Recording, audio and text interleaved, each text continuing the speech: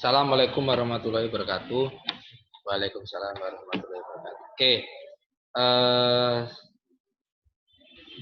di pertemuan ke-10 ini, ya, untuk mata kuliah problematik PBI, saya akan menyampaikan materi langsung praktik analisis kesalahan berbahasa, kesalahan dalam tataran afiksasi, dan reduplikasi. Nah, kesalahan ini ya nanti kita bisa sama-sama menganalisis ya. Ya, kesalahan berbahasa mencakup kesalahan penggunaan afiksasi. Sesuai dengan RPS yang kita sepakati pertemuan 10, kita sebenarnya latihan analisis reduplikasi dan afiksasi di koran. Nah, karena kita lewatnya ini asinkron, nanti saudara lihat aja di PowerPoint yang sudah kita buat kemarin. Oke. Kesalahan penggunaan afiksasi, salah satu menentukan bentuk dasar. Nah, contoh bentuk dasar itu ada perubahan, ada rubah. Nah, sebenarnya harus menjadi ubah. Jadi, saudara harus bisa menentukan bentuk asal, bentuk dasar, nah, atau bentuk asal. Jadi, saudara wajib memahami. Oke. Kemudian yang kedua, di sini ada fonem yang seharusnya diluluhkan. Nah, fonem yang seharusnya diluluhkan, tetapi tidak diluluhkan. Nah, ini yang saudara wajib analisis. Nanti satu poin nyari contoh 5 kan. Salah tulisan yang atau analisis kesalahan bentuk dasar, analisis kesalahan fonem yang diluluhkan. Contoh menertawakan, benar, mentertawakan berarti salah. Nah, sebenarnya saudara itu sering menggunakan fonem yang salah itu, tapi saudara tidak paham, padahal itu salah. Sebenarnya menertawakan. Terus poin C, fonem yang seharusnya tidak diluluhkan tetapi diluluhkan. Fonem yang seharusnya diluluhkan tetapi diluluhkan. Contohnya, memfotokopi. Benar, memotokopi itu salah. Nah, ini salah satu contoh bentuk afiksasi variasi morfem yang harus saudara pelajari, ya. Oke, mungkin dari dua contoh ini tadi, kalau saudara masih belum memahami, bisa ditulis nanti contoh-contohnya apa, makanya ditulis. Oke. Kemudian yang kedua, penyingkatan menya. Nah, penyingkatan menya, contohnya menonton, itu benar. Sedangkan nonton itu salah. Jadi, saudara wajib menggunakan penyingkatan yang baik sesuai dengan kaidah. Terus penggunaan kombinasi. Contoh, pasca sarjana dirangkai atau dipisah. Pasca sarjana kalau diberi spasi itu benar. Sedangkan pasca sarjana kalau dirangkai itu salah. Jadi dalam analisis tataran penggunaan kombinasi, saudara wajib memahami mana yang seharusnya dirangkai, mana yang seharusnya dipisah. Pasca panen. Nah, pasca melahirkan itu sebenarnya dipisah. Tapi karena saudara itu biasanya melihat pasca sarjana itu kan dirangkai. Sebenarnya itu tulis contoh yang salah. Oke, lanjut. Nah, poin yang kedua, kesalahan penggunaan reduplikasi. Nah, contoh, dalam kesalahan penggunaan reduplikasi, berbahasa itu disebabkan kesalahan dalam bentuk kata yang diulang. Kedua, kesalahan berbahasa terjadi karena bentuk dasar yang diulang seluruhnya. Yang C, kesalahan berdasarkan terjadi karena menghindari perulangan yang terlalu panjang. Nah, terus model analisis kesalahan berbahasa dalam morfologi. Nah, kesalahan berbahasa dalam tataran afiksasi dapat disebabkan oleh berbagai hal. Kesalahan berbahasa karena salah menentukan bentuk asal. Sampelnya, nah, himbau sama dengan imbau. Telur apa telur? Nah, ini yang wajib saudara lihat. Telur apa telur? Nah, oke, nanti coba dianalisis, ditulis di mana yang seharusnya, oke, yang seharusnya dianalisis. Ya.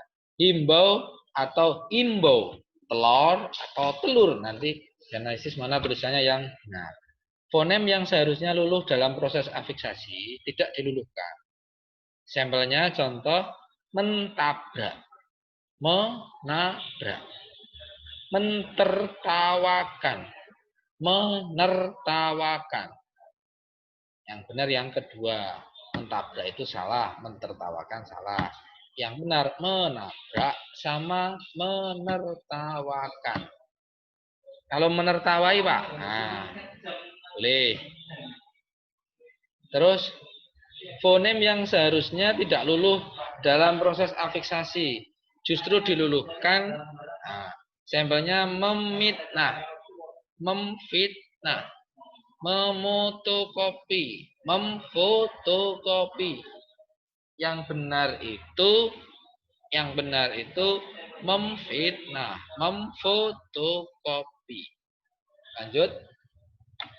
Nah, penulisan kritika yang tidak tepat, penulisan kata depan yang tidak tepat, dan penulisan partikel yang tidak tepat. Nah, partikel kah, partikel lah itu wajib dianalisis karena ini contoh ada teman saya dulu itu S1 dia hanya analisis kesalahan penggunaan partikel lah dan partikel kah itu sudah jadi skripsi. Nanti bisa dilihat skripsinya atau judul-judulnya di internet. Oke, lanjut. Nah, kesalahan berbahasa dalam tataran reduplikasi itu bisa disebabkan oleh kesalahan dalam bentuk dasar yang diulang. Misalnya, mengemasi diulang menjadi menggemas-kemasi yang seharusnya mengemas-ngemasi. Terus yang kedua, kesalahan berbahasa terjadi karena bentuk dasar yang diulang seluruhnya atau hanya sebagian.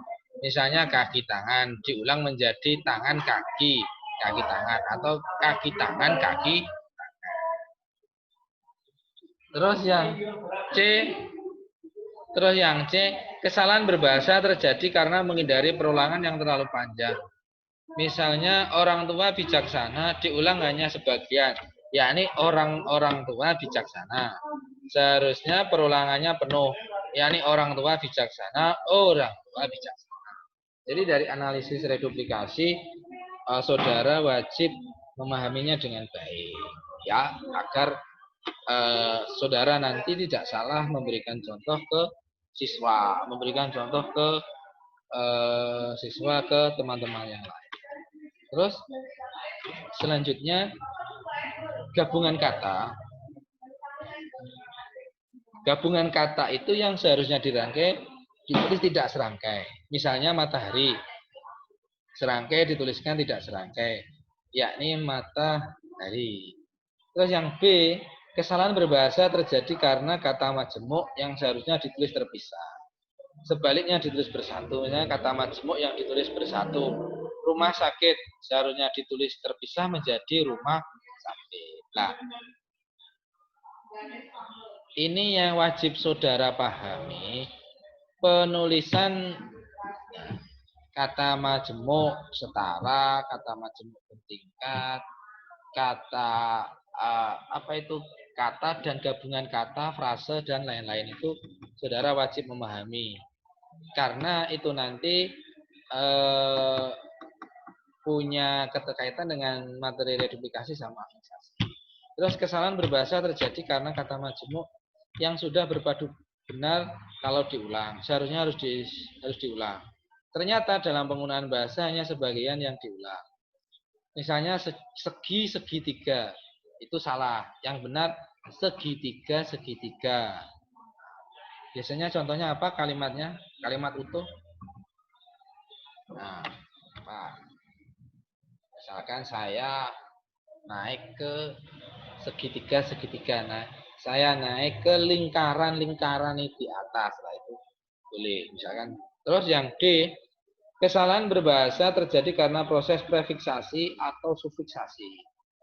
Dianggap menyatukan penulisan kata majemuk yang belum padu. Misalnya proses afiksasi ber pada kata majemuk bertanggung jawab seharusnya ditulis bertanggung jawab. Nah, ini saudara harus paham prefiks sama sufiks. Kalau dia melekat hanya di awal, namanya apa? Prefiks. Nah, kalau dia melekat bersama-sama, apa namanya? Sufiksasi dan lain-lain. Oke, dari penjelasan saya mengenai analisis kesan berbahasa, morfologi dalam afiksasi dan reduplikasi. Nah, ini pembahasan seharusnya dilakukan mahasiswa sambil presentasi. Oke, cukup. Ada yang ditanyakan? Kalau tidak ada, saya tutup. Kalau masih ada pertanyaan nanti bisa dibahas. Pak, saya temukan contoh ini masuk ke mana? Apakah kesalahan bentuk dasar? Apakah fonem yang diluluhkan atau fonem yang seharusnya tidak diluluhkan? Kemudian penyingkatan. Saudara wajib memahaminya dengan baik. Oke, cukup ya. Kalau sudah, ini makalahnya Novi nanti bisa dikembangkan lagi kalau memang ada contohnya. Mungkin semoga yang saya sampaikan ini bisa dipahami. Jangan lupa di awal perkuliahan saudara doa, di akhir pun juga berdoa untuk perkuliahan, dan semoga perkuliahan hari ini lancar. Jangan lupa presensinya nanti lewat di subscribe, nanti nama sama NIM sama kelas, atau pakai manual nanti lewat WA aja di kolektif, gak apa-apa. Oke, semoga bermanfaat. Assalamualaikum warahmatullahi wabarakatuh.